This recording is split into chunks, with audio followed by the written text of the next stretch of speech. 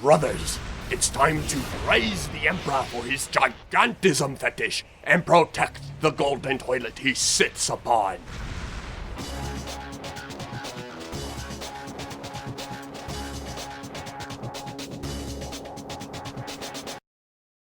Warhammer 40K envisions a grim, dark future for humanity. Now, I've got to be honest, my knowledge of Warhammer is a bit dated. I mean, now we have super soldiers called Primaris Space Marines, and I think they're starring in the next game. Well, in the first game we play as the classic Space Marines. Specifically, we are playing Captain Titus, who is voiced by Mark Strong. We need to get to the surface to take out the gun battery. Or do you want to go home already, Sergeant? Although you may have noticed I'm not of the Ultramarines and wearing a helmet. Through mods, you're able to change your Space Marine chapter to a whole slew of different ones, and if you're like me and find the Ultramarines to be a bit ultra lame, it's nice to have that ability. We begin the game with shit hitting the fan as an orc incursion is ravaging the planet Graia, which is a forge world that produces weapons for the Imperium. We come in like meteors from the sky, crash landing, and the game begins. The gameplay itself is awesome. It's so fun to hack and slash or shoot your way through waves of orc dudes with a variety of weapons in the game. I'm a basic bro though, so I stuck with the bolter for most of the game.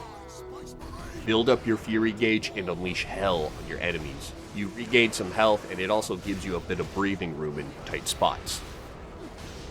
When using a ranged weapon and fury, zooming in slows down the game, giving you time to pop off a few headshots, evening out the battlefield.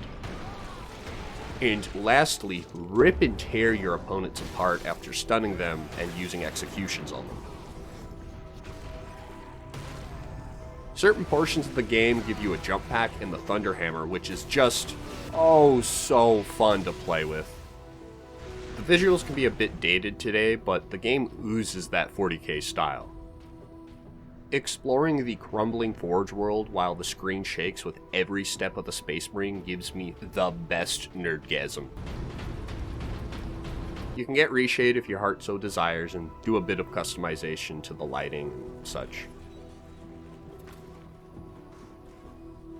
The story is fine, I guess, and within the 40K lore it fits enough, but it just doesn't jive much with me. I was enjoying the narrative the most when the orcs were the central threat.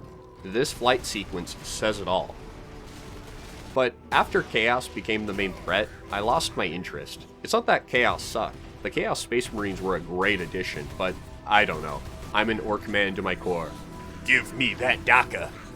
I like that Titus is willing to break the rules since a lot of Ultramarines have a huge hard-on for following the Codex Astartes. Leandros is a great example of this. He gives us over to the Inquisition because the stupid Codex says you can't touch the warp and come out without corruption.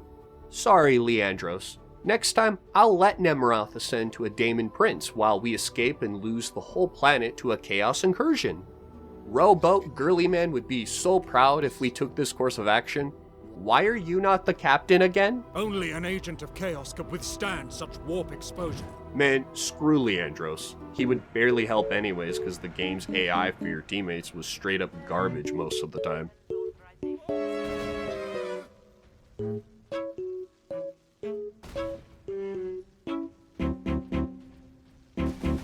As for the online, it's no longer online and I'm too lazy to figure out if you can join a private server or something. Anyways, that's it for this week. Hope you fungoids have a great day. Codex Astartes leaves no room for doubt. You cannot touch the warp and emerge unscathed. The Codex Astartes is a set of rules. They guide us, shape us as Ultramarines, teach us to hold duty and honor sacred above all. But how we live with those rules is the true test of a Space Marine. And you have failed.